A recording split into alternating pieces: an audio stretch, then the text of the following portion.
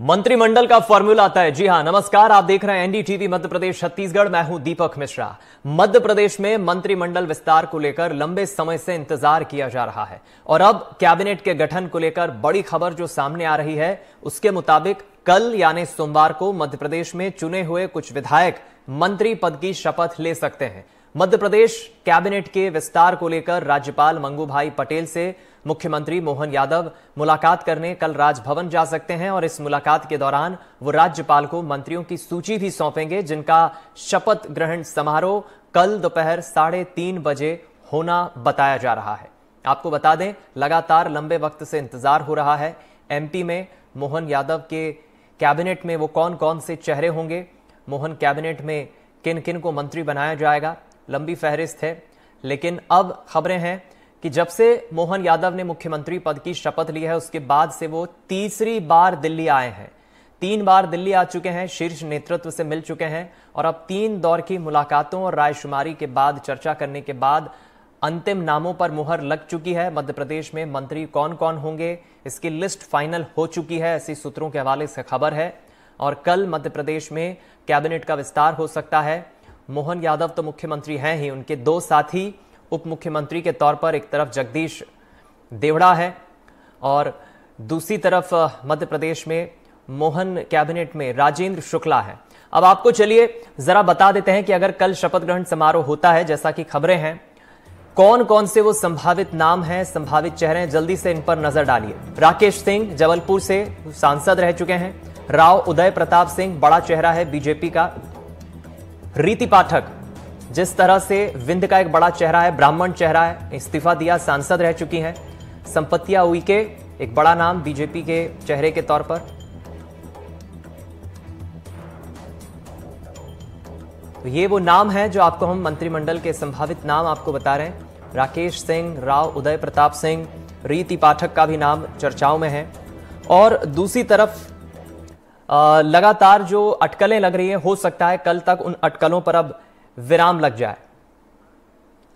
चलिए, तो हम ज्यादा जानकारी लेंगे, अपडेट लेंगे, सीधा राजधानी भोपाल का रुख करेंगे, जहां से हमारे 2 सहयोगी अमृतांशी जोशी, इजहार खान इस वक्त जुड़ रहे हैं और हमारे साथ हमारे वरिष्ठ सहयोगी देव श्रीमाली साहब भी जुड़ रहे हैं। जल्दी से अपडेट बता दीजिए इजहार। सबसे पहले जो खबरें हैं सियासी गलियारों में, कंफर्मेशन नहीं मिल रहा है, लेकिन खबरें यही है कि लगभग तय है, कल राजभवन पहुंच रहे हैं सीएम। क्या अपडेट?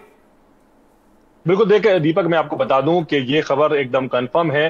सीएम मोहन यादव कल सुबह राजभवन जाएंगे और वो राज्यपाल से मुलाकात करेंगे। हालांकि इसके आगे ये कंफर्म नहीं है कि उनकी मुलाकात के क्या मायने हैं, वो क्यों मुलाकात करने जा रहे हैं। लेकिन जिस तरह से जानकारी सामने आ रही है सूत्रों के हवाले से, कहीं ना कहीं ये जो उनकी सीएम की मुलाकात, ये इस ओर इशारा कर रही है कि जो सूत्रों के हवाले से खबर आ रही है वो सही साबित होने वाली है और कल दोपहर 3:30 बजे जो मंत्रिमंडल है उसका गठन होने वाला है। और माना जा रहा है कि जो सीएम की मुलाकात है राज्यपाल से, जो जिसका कंफर्मेशन मिल चुका है, जो कंफर्म हो चुका है कि सीएम कल राज्यपाल से मुलाकात करने जाएंगे, तो सूत्रों का कहना है कि सीएम अपने साथ में मंत्रिमंडल में जो शामिल होने वाले हैं मंत्री, उनकी सूची लेके यहाँ जाएंगे और वो राज्यपाल को सूची सौंपेंगे, जिसके बाद 3:30 बजे इन्हीं लोगों को मंत्री पद की शपथ दिलाई जाएगी।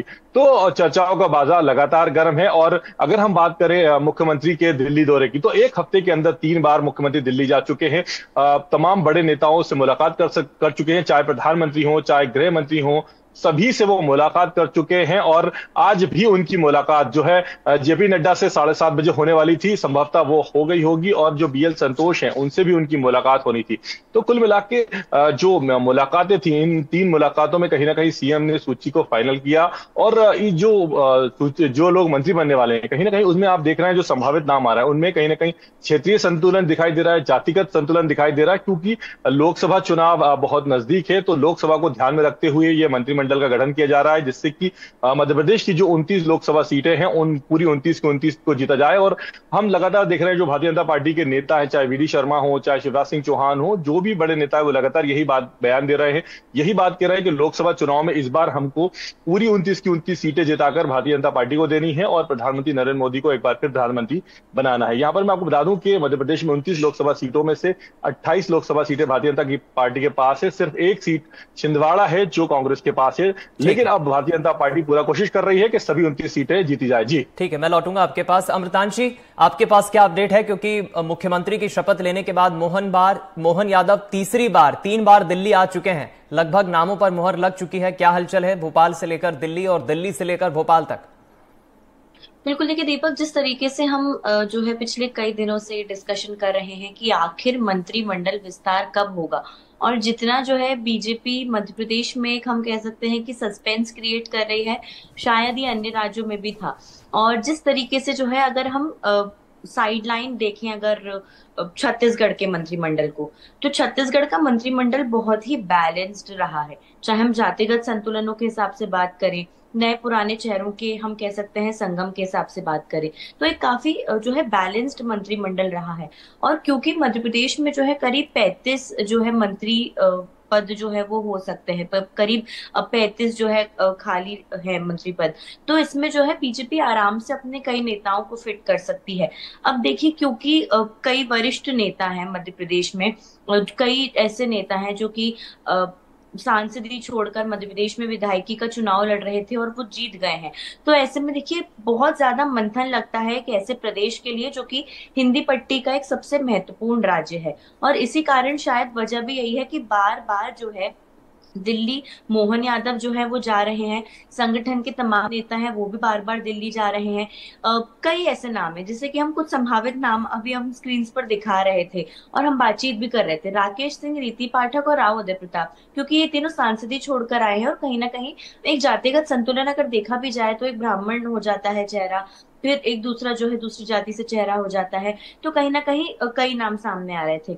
लेकिन इसके अलावा जो संपत्तियां उइके, जैसे अगर एक जो है महिला चेहरा हो गई, तो संपत्तियां उइके देखिए मध्य प्रदेश के हिसाब से एक बहुत ही स्ट्रॉन्ग चेहरा है, क्योंकि सबसे पहले तो वो महिला है, दूसरा वो आदिवासी समाज से आती है, और आदिवासी समाज से जो है वो खास तौर से आना जो है एक अपने आप में मध्य प्रदेश में बहुत बड़ा हम कह सकते हैं कि तमगा हो जाता है, क्योंकि मध्य प्रदेश में आदिवासियों की आबादी बेहद जो है वो बड़ी है।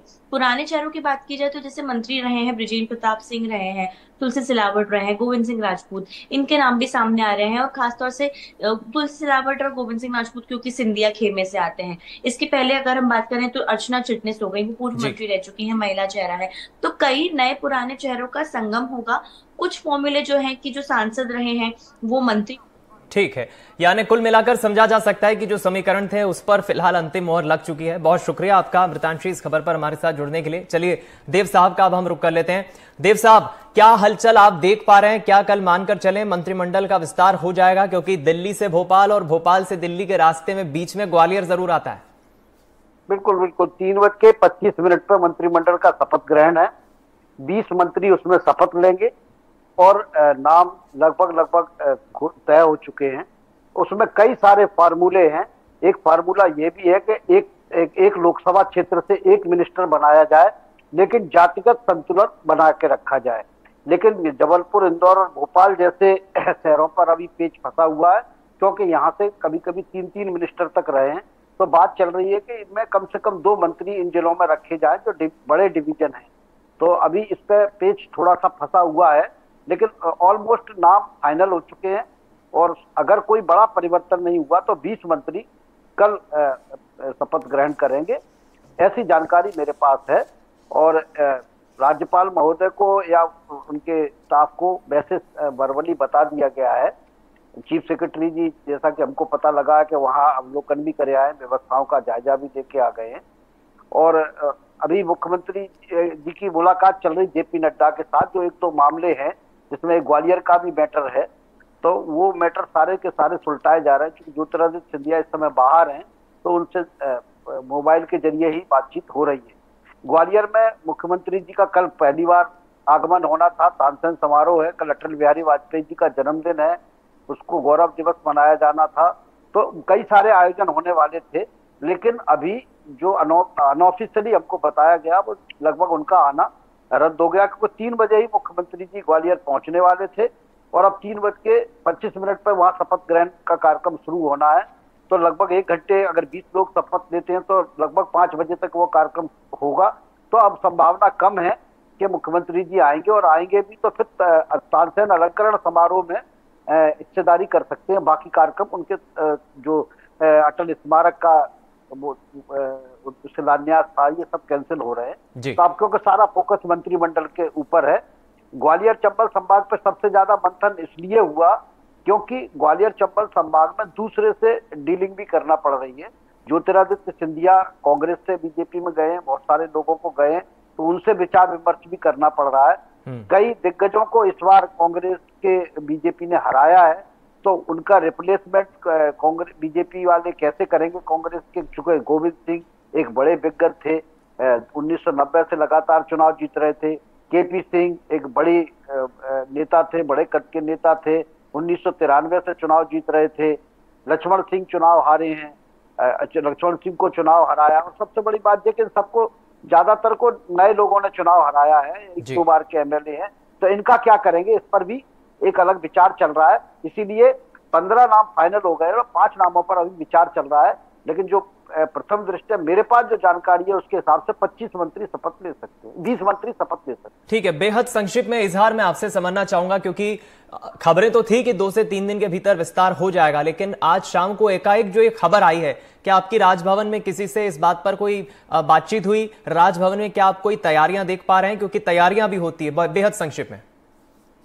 बिल्कुल, देखिए तैयारियां तो राजभवन में एक बार पहले भी हो चुकी हैं, और जो राजभवन में जो राज्यपाल का पीआर संभालते हैं उनसे हमारी बात हुई है, जिन्होंने हमको ये कंफर्मेशन दिया कि कल सीएम मोहन यादव राज्यपाल से मुलाकात करने आएंगे। हालांकि जब हमने उनसे पूछा कि जो शपथ ग्रहण है उसको लेकर क्या है, तो उन्होंने कहा मैं इस बारे में भी कुछ नहीं बता सकता आपको, लेकिन ये कंफर्म है कि सीएम कल सुबह आ रहे हैं और वो जो है राज्यपाल से मुलाकात करेंगे। उसके अलावा हमारे कई सारे अधिकारियों से बात हुई जो कभी राजभवन में रह चुके हैं, उनसे भी हमें ये जानकारी मिली कि कल शपथ ग्रहण समारोह आयोजित होने वाला। उसके अलावा जो पुलिस से जुड़े अधिकारी हैं, जिनको व्यवस्थाएं समझानी होती, व्यवस्थाओं का जायजा लेना होता है, व्यवस्थाएं बनानी होती है, कहीं ना कहीं उनसे भी जब जानकारी ली गई तो उन्होंने भी इस बात को स्वीकार किया कि कल शपथ ग्रहण समारोह है। इसके अलावा जो भारतीय जनता पार्टी से जुड़े लोग हैं, कहीं ना कहीं उन्होंने भी ऑफ द रिकॉर्ड इस बात को स्वीकार किया है कि कल शपथ ग्रहण समारोह हो सकता है। तो इतने सारे लोग जब एक साथ इस बात को बोल रहे हैं और फिर सीएम मोहन यादव खुद राज्यपाल से मिलने पहुंच रहे हैं, तो कहीं ना कहीं लग रहा है और ये साफ हो गया है कि अब कल 3:30 बजे मंत्रिमंडल है उसका गठन होना है और राज्यपाल मंत्रियों को शपथ दिलाएंगे। हालांकि उनकी संख्या कितनी होगी, वो कौन होंगे, ये कल ही पता चल पाएगा। ठीक है, फिलहाल बहुत शुक्रिया, नजरें बनाए रखिए, अपडेट्स आपसे लेते रहेंगे। बहुत शुक्रिया देव साहब, और इजहार आपका भी बहुत शुक्रिया। फिलहाल इस पूरी खबर पर हमारी नजरें बनी हुई है, जो भी अपडेट होगा जरूर साझा करेंगे।